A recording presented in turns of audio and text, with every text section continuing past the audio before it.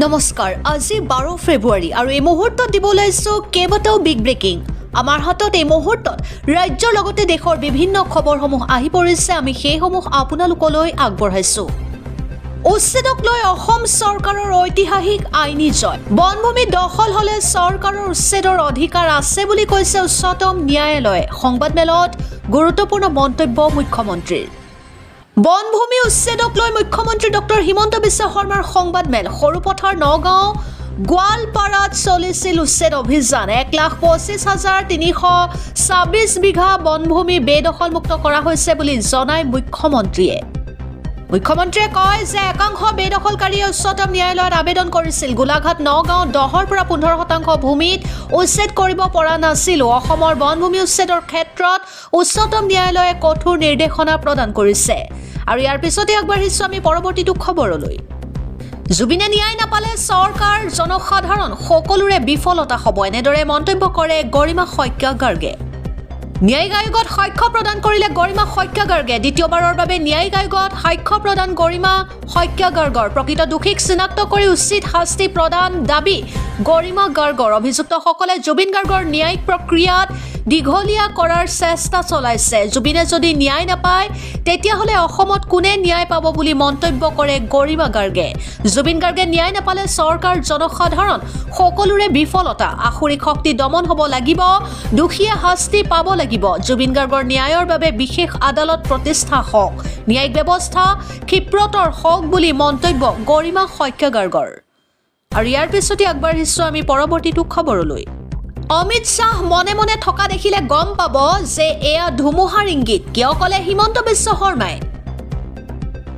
প্ৰদেশ কংগ্ৰেছৰ সভাপতি গৌৰৱ গগৈ তেওঁৰ পাকিস্তান লিংক প্ৰসংগত দিয়া সংবাদমেলে সন্তুষ্ট কৰিব পৰা নাই মুখ্যমন্ত্ৰী ডক্টৰ হিমন্ত বিশ্ব শৰ্মাক অসম আৰক্ষীৰ SITয়ে নিজৰ প্ৰতিবেদনত গৌৰৱ গগৈয়ে 9 ফেব্ৰুৱাৰীত সম্বোধন কৰা সংবাদমেলৰ তথ্য সংযোজন কৰি নিজৰ প্ৰতিবেদন সংশোধনী ঘটাব মুখ্যমন্ত্ৰী হিমন্ত বিশ্ব শৰ্মাই বুধবাৰে দিছপুৰত এখন সংবাদমেলত সদৰি কৰে এই তথ্য মুখ্যমন্ত্ৰীয়ে কয় গৌৰৱ গগৈৰ পাকিস্তান লিংকৰ তদন্তকাৰী SITৰ ৰিপৰ্টত তেওঁ সংবাদমেলখন সংযোজন কৰি সংশোধনী ঘটোৱা হ'ব সংবাদমেলত গৌৰৱ গগৈ দুটা নতুন তথ্য স্বীকাৰ কৰিছে তেওঁ নিজ মুখে কৈছে যে তেওঁৰ পত্নীয়ে পাকিস্তানৰ পৰা পোনপটীয়াকৈ এমাহৰ দৰমহা লোৱাটো সঁচা আমি কৈছিলো তেওঁ পৰোক্ষভাৱে লৈছিল লিড ইণ্ডিয়া লিড পাকিস্তানৰ যোগেদি আহি এলিজাবেথ কলবাৰ্ণ পাইছিল হি দৰমহা গৌৰৱ গগৈয়ে ক'লে নহয় পোনপটীয়াকৈ এমাহৰ দৰমহা লৈছিল গতিকে সেইটো SITয়ে নিজৰ প্ৰতিবেদনত সোমোৱাব আৰু ইয়াৰ পিছতে আগবাঢ়িছো আমি পৰৱৰ্তীটো খবৰলৈ বিজেপিৰ অভিযোগৰ ভিত্তিতে অসমত লাখ লাখ সন্দেহযুক্ত ভোটাৰৰ নাম কৰ্তন কৰা হৈছে স্বীকাৰ কৰিলে মুখ্যমন্ত্ৰীয়ে ৰাজ্যখনৰ ভোটাৰ তালিকাৰ বিশেষ পুনৰীক্ষণৰ সময়ত লাখ লাখ সন্দেহজনক ভোটাৰৰ নাম বাদ পৰিছে এই দাবী অসমৰ মুখ্যমন্ত্ৰী ডক্টৰ হিমন্ত বিশ্ব শৰ্মাৰ বুধবাৰে মুখ্যমন্ত্ৰী ডক্টৰ শৰ্মাই কয় যে একাধিক বিজেপি কৰ্মীৰ অভিযোগৰ ভিত্তিতে অসমত লাখ লাখ সন্দেহবাদী ভোটাৰৰ নাম কৰ্তন কৰা হৈছে আৰু ইয়াৰ পিছতে আগবাঢ়িছো আমি পৰৱৰ্তীটো খবৰলৈ জুবিনে ন্যায় নাপালে সকলোৰে বিফলতা ভোটাৰ তালিকাত নাম কৰ্তন হোৱা নাই জুবিনৰ ন্যায়িক আয়োগত সাক্ষ্য প্ৰদান গৰিমা গাৰ্গৰ জুবিনে ন্যায় নাপালে চৰকাৰ জনসাধাৰণ সকলোৰে বিফলতা আখৰিক শক্তি দমন হ'ব লাগিব জুবিনৰ নাম ভোটাৰ তালিকাৰ পৰা কৰ্তন নোহোৱাটো ভাল খবৰ জুবিনক এনেদৰে সকলোৱে অমৰ কৰি ৰাখিব লাগিব আৰু সাক্ষ্য প্ৰদান কৰি এই মন্তব্য কৰে গৰিমা শইকীয়া গাৰ্গে ইয়াৰ পিছতে আগবাঢ়িছো আমি পৰৱৰ্তীটো খবৰলৈ 12 ফেব্ৰুৱাৰীত ৰাজ্যজুৰি বন্ধ ঘোষণা 24 ঘণ্টীয়া চকা বন্ধ পুৱা 5 বজাৰ পৰা ঘোষণা কৰা হৈছে বন্ধ কেন্দ্ৰীয় ট্ৰেড ইউনিয়ন আৰু কৰ্মচাৰী ফেডাৰেশ্যনৰ ধৰ্মঘটৰ সমৰ্থনত অসমৰ মটৰ শ্ৰমিক সংগঠনসমূহৰ বন্ধ ঘোষণা কেইবাটাও দাবীৰে ঘোষণা কৰিছে বন্ধ 12 ফেব্ৰুৱাৰীত ৰাজ্যজুৰি বন্ধ ঘোষণা 24 ঘণ্টীয়া চকা বন্ধ আৰু পুৱা 5 বজাৰ পৰা ঘোষণা কৰা হৈছে বন্ধ কেন্দ্ৰীয় ট্ৰেড ইউনিয়ন আৰু কৰ্মচাৰী ফেডাৰেশ্যনৰ ধৰ্মঘট আৰু ইয়াৰ পিছতে আগবাঢ়িছো আমি পৰৱৰ্তীটো খবৰলৈ যিকোনো মুহূৰ্ততে গ্ৰেপ্তাৰ হ'ব পাৰে অখিল গগৈ যিকোনো মুহূৰ্ততে গ্ৰেপ্তাৰ হ'ব পাৰে বিধায়ক অখিল গগৈ। অখিল গগৈৰ বিৰুদ্ধে আকৌ ৰাষ্ট্ৰদ্ৰোহৰ গোচৰ। নদী বান্ধৰ আন্দোলনক লৈ ৰাষ্ট্ৰদ্ৰোহৰ গোচৰ অখিলৰ বিৰুদ্ধে। লখিমপুৰত ৰাষ্ট্ৰদ্ৰোহৰ গোচৰ অখিলৰ বিৰুদ্ধে। GR 814/2013 নম্বৰত ৰুজু হৈছে গোচৰ। যিকোনো মুহূৰ্ততে এতিয়া গ্ৰেপ্তাৰ হ'ব পাৰে শিৱসাগৰৰ বিধায়ক অখিল গগৈ। আৰু ইয়াৰ পিছতে আগবাঢ়িছোঁ আমি পৰৱৰ্তীটো খবৰলৈ। লাখ লাখ অবৈধ ভোটাৰৰ নাম কৰ্তন এছাৰত আৰু বহু নাম কৰ্তন হ'ব। আনুষ্ঠানিক ঘোষণা ৰাজ্যৰ মুখ্যমন্ত্ৰী ডক্টৰ হিমন্ত বিশ্ব শৰ্মাৰ। লাখে লাখে নাম কৰ্তন কৰা হৈছে ভোটাৰ তালিকাৰ পৰা। ৰাজ্যত এছাৰ প্ৰক্ৰিয়াৰ জৰিয়তে লাখ লাখ অবৈধ ভোটাৰৰ নাম কৰ্তন। এছাৰত নাম কৰ্তন 2,13,485 গৰাকী ভোটাৰৰ নাম। সমষ্টিয়ে সমষ্টিয়ে কৰ্তন হাজাৰ হাজাৰ লোকৰ নাম। বিন্নাকান্দি হোজাই লামডিং সমষ্টিত কৰ্তন 38,000 ভোটাৰৰ নাম। লখিমপুৰৰ 5 সমষ্টিৰ বাদ পৰিল 50,252 গৰাকী ভোটাৰ। তিনিচুকীয়াত 65,744 জন ভোটাৰৰ নাম কৰ্তন। ধুবুৰী জিলাৰ 21,978 গৰাকী ভোটাৰৰ নাম কৰ্তন। বাক্সা জিলাত কৰ্তন 6,421 গৰাকী ভোটাৰৰ নাম। কামৰূপ মহানগৰত কৰ্তন 25,932 গৰাকী। বিলাসীপাৰাত সমষ্টিত কৰ্তন 4,000 ভোটাৰৰ নাম। গোলাঘাটৰ 5 সমষ্টিত কৰ্তন 57,075 জন ভোটাৰৰ নাম।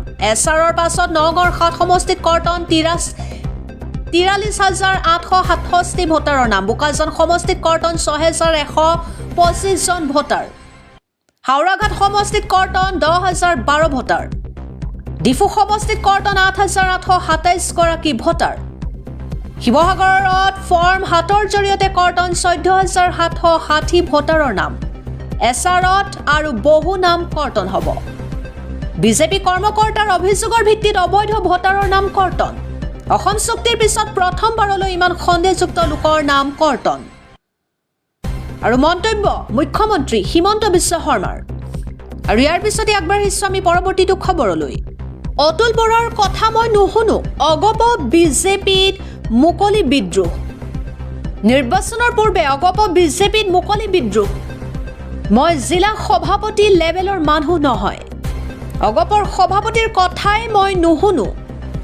মোক যিমানে টুক্কৰ দিব সিমানে বিপদত পৰিব অগপ।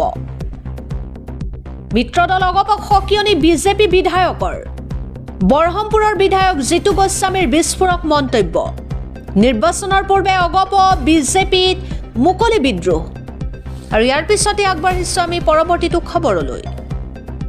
ভয়ংকৰ আক্ৰমণ হ'ব পাৰে গৌৰৱ গগৈৰ ওপৰত। কাৰ টাৰ্গেট? গৌৰৱ। ভয়ংকৰ আক্ৰমণ হ'ব পাৰে গৌৰৱ গগৈৰ ওপৰত। গৌৰৱ গগৈৰ বিৰুদ্ধে ৰচা হৈছে ভয়ংকৰ ষড়যন্ত্ৰ। গৌৰৱ গগৈক টাৰ্গেট কৰা হৈছে। নিৰ্বাচনৰ পূৰ্বে আক্ৰমণৰ বলি হ'ব পাৰে গৌৰৱ গগৈ। মহাবিস্ফোৰণ মুখ্যমন্ত্ৰী হিমন্ত বিশ্ব শৰ্মাৰ। কংগ্ৰেছৰ ভিতৰৰ মানুহে গৌৰৱৰ বিৰুদ্ধে ৰচিছে ষড়যন্ত্ৰ, যাৰ বাবে বৃদ্ধি কৰা হৈছে গৌৰৱ গগৈৰ নিৰাপত্তা। 3 গৰাকী দেহৰক্ষী সহ এস্কৰ্ট প্ৰদান কৰা হৈছে, যাতে পিছত বিজেপিক আঙুলিত টোৱাব নোৱাৰে। নিৰ্বাচনক লৈ ৰচা হৈছে ব্লুপ্ৰিণ্ট। কংগ্ৰেছৰ নিজৰ মাজতে পৰিকল্পনা কৰা হৈছে আৰু চিয়াহী জাতীয় সামগ্ৰী দলিয়াব পাৰে গৌৰৱ গগৈ। নিৰ্বাচনৰ আগত ৰেলী নাইবা অন্য কোনো অনুষ্ঠানত টাৰ্গেট হ'ব পাৰে। কংগ্ৰেছৰ লোকে নিজেই আক্ৰমণ কৰি সহানুভূতি আদায়ৰ পৰিকল্পনা কৰিছে। দিছপুৰ আৰক্ষীয়ে এজন লোকক গ্ৰেপ্তাৰ কৰিছে। ইয়াৰ লগতে 3 গৰাকী লোকক ধাৰাবাহিক সোধপোছ অব্যাহত ৰাখিছে। সুনীল কান্নাকুলে, সক্ষম মাৰৱা আৰু আদ্ৰিতা দাসক সোধপোছ।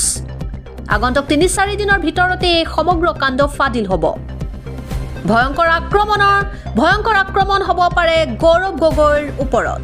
বাঘে কেতিয়াও ঘাঁহ নাখায়, যিমানেই কেছ দিয়ক মই ভয় নাখাওঁ।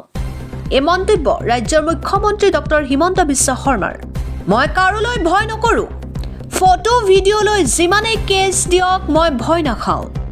বাঘে কেতিয়াও ঘাঁহ নাখায় অসমীয়া মানুহে মোক বহুত আশীৰ্বাদ দিলে এতিয়া মই বহুত সাহসী হৈ গলো বাংলাদেশী মুছলমানক মই অসমৰ পৰা গটা মাৰি উলিয়াই দিম অমিত শাহ যেতিয়া সাইলেন্ট থাকে ভাবিব ধুমুহা আহিব অমিত শাহে কেতিয়াও মুখেৰে নকয় হাতে কামে কৰে মই কংগ্ৰেছত থাকোঁতে বাংলাদেশ গৈছিলো বাংলাদেশৰ মৌলানা গৰাকী তৰুণ গগৈৰ ঘৰলৈও আহিছিল গৌৰৱে মানি ললে পত্নীয়ে পাকিস্তানৰ পৰা দৰমহা লৈছিল ৰাৱালপিণ্ডিলৈ যোৱাৰ কথাটো তথ্যত নাছিল নিজে কৈ দিলে এই সমূহ তথ্য সংযোগ কৰি এছআইটিয়ে গৃহ মন্ত্ৰালয়লৈ প্ৰেৰণ কৰিব গৌৰৱ গগৈক মাতিবলগীয়া নাই তেওঁ নিজে কৈ দিলে সকলো মোৰ বিৰুদ্ধে কিবা গোচৰ দিছে আদালতত প্ৰমাণ কৰক কংগ্ৰেছে গৌৰৱ গগৈ ৰাৱালপিণ্ডি যোৱাটো পিকনিক বুলি এৰি দিছে একাংশই এই মন্তব্য ৰাজ্যৰ মুখ্যমন্ত্ৰী ডক্টৰ হিমন্ত বিশ্ব শৰ্মাৰ